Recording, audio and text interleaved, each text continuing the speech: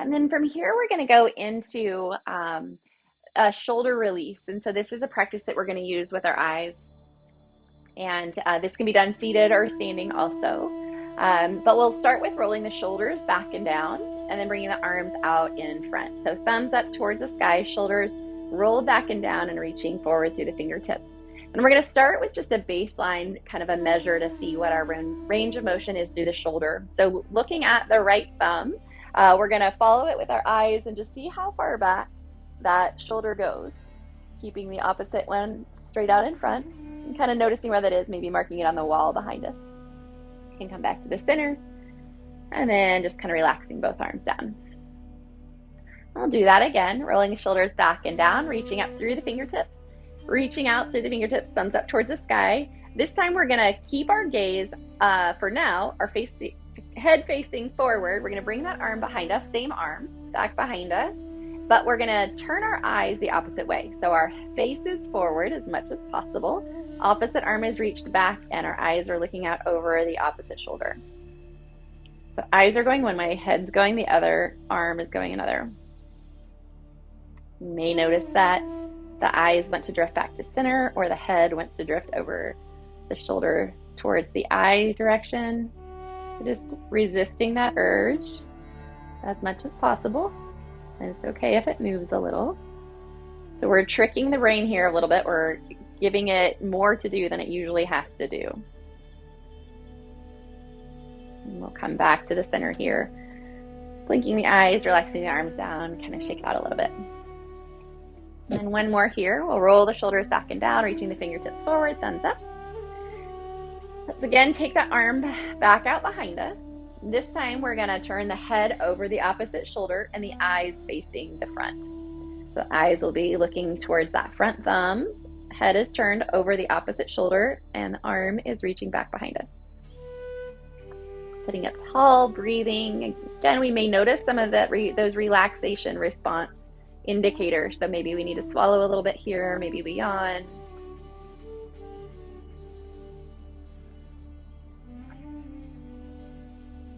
We'll take one or two more deep breaths here. Come back to the center. Relax the arms down, blinking the eyes a few times. And then one more time, shoulders rolling back and down, reaching forward through the fingertips. All right, rolling the shoulders back here, opening up that arm, looking back behind us and seeing what that range of motion looks like now. Seeing if maybe it's a little bit farther than it was, or maybe a lot farther. And you can bring it back to center and come back and shake it out a little bit. Anybody notice an increased range of motion there? A lot or a little? Cool. Yeah, so that's again another example of the brain having a certain story. This is the truth. This is all that could possibly be. And then we do some weird stuff with the eyes, and the brain's like, oh, or maybe we do something else.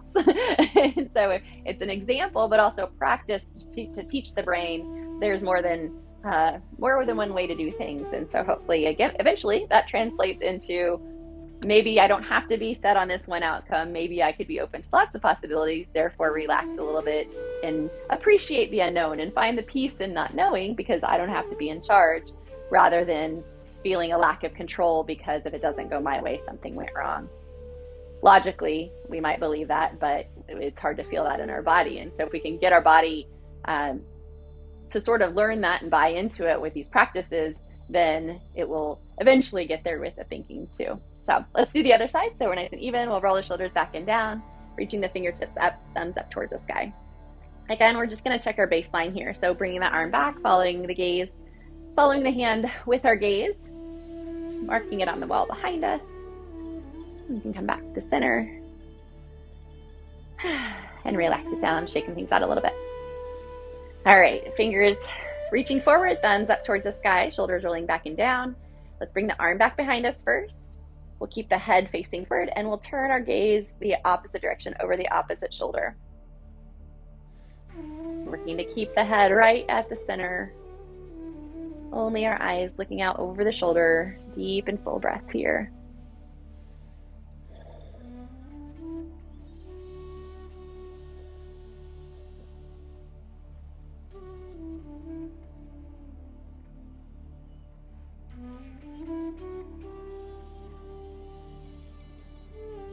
All right, let's bring that arm back to center. Blink in a few times, relax the arms down, shake them out. One more exercise here. Shoulders back and down, thumbs up towards the sky, fingers forward. We'll bring that arm back out behind us. This time turning our head over the opposite shoulder and turning the eyes to face the thumb in front.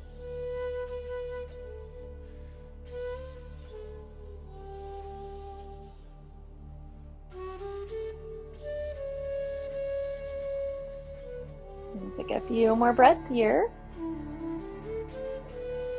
One more deep breath in and out. And come back to the center. Relax it down. Blink in the eyes a little bit. And we'll check our baseline one more time. Shoulders back and down, reaching forward, thumbs up. This time, deep breath in as we exhale, opening up that shoulder, turning to look to see how far we go and noticing if it's farther than it was. And coming back to the center and shaking it out. Same thing, noticed an improvement any more or less on one side or the other, or about the same? About the same. Okay, so then just for fun, let's kind of also move through the head and neck and just notice if there's any, we didn't really check it for baseline before, but just notice if it feels like there's maybe more freedom of movement than sometimes we have. So we can turn to the side, ear to shoulder, any movement there. And just back to center.